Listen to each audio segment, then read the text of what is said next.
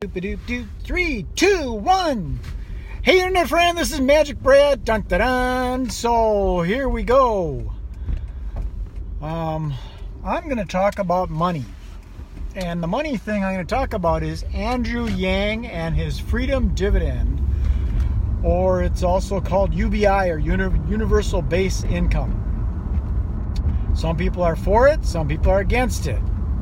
I'm for it. And some people are against it, I think, because they put it in a box of like the other UBI, or they call it socialism or something like that. But I look at it as from a different point of view, is it's not free money for people. Let me preface what the UBI is.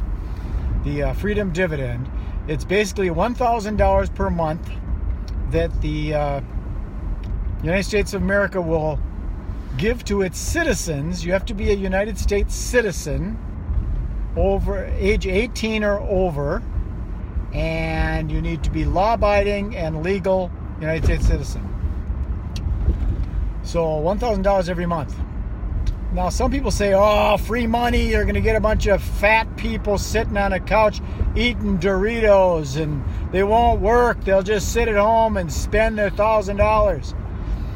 You can't really live off of $1,000, and some people have that belief that that's what's going to happen. Lazy people are going to take advantage of it. But yeah, that's going to happen. But there's other people that aren't lazy and that are, they're entrepreneurial. They want to grow. They want to do things. So there's that element.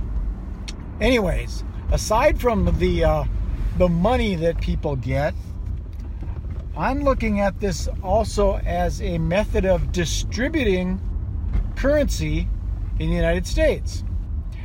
Because what this Freedom Dividend will do is it's $1,000 goes into local communities.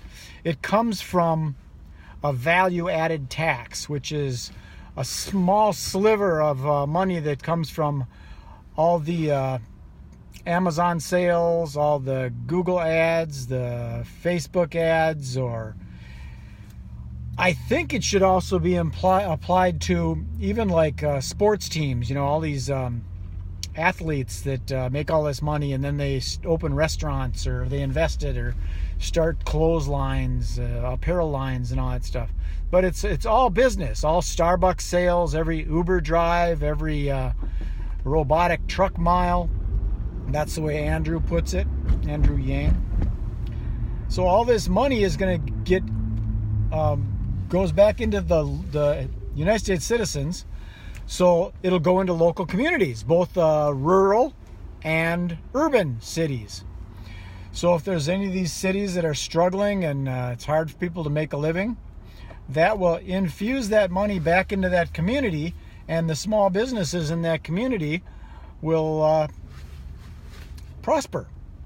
So every month it'll get infused with another surge of income from the community. And granted, some people will go back and they'll spend it online at Amazon, or maybe take it on a vacation to Costa Rica or something. But generally speaking, most of the money gets spent locally. Now, what are they going to spend it on? They're going to spend it on car payments, or soccer for the kids, or new clothes, or maybe date night, or it'll just go into the community and people will spend it on whatever they need to spend it on. Now, granted, some of these deadbeats might spend it on drugs, right?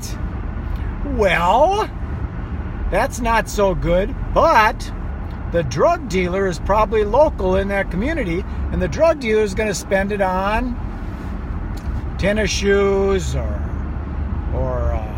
what do drug dealers wear? They wear nice suits, and so the money's going to get recirculated back into the community again. So I think it's a good thing. That's just my opinion.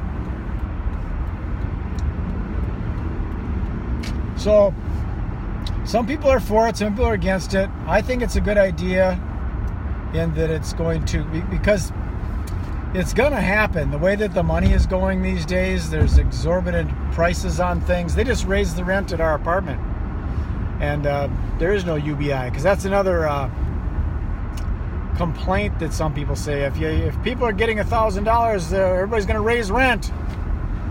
That's not true. They still need to compete, and they need to have a competitive.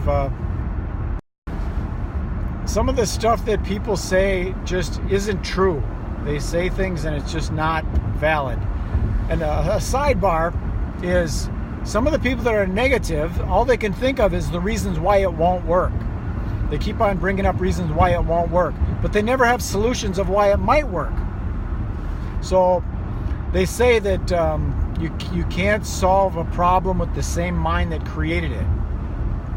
Well, if a person's got that myopic thinking and all they think of is can't, they're not going to come up with a solution for anything. All they're going to do is figure out why things won't work and end up being the victim when it comes to things.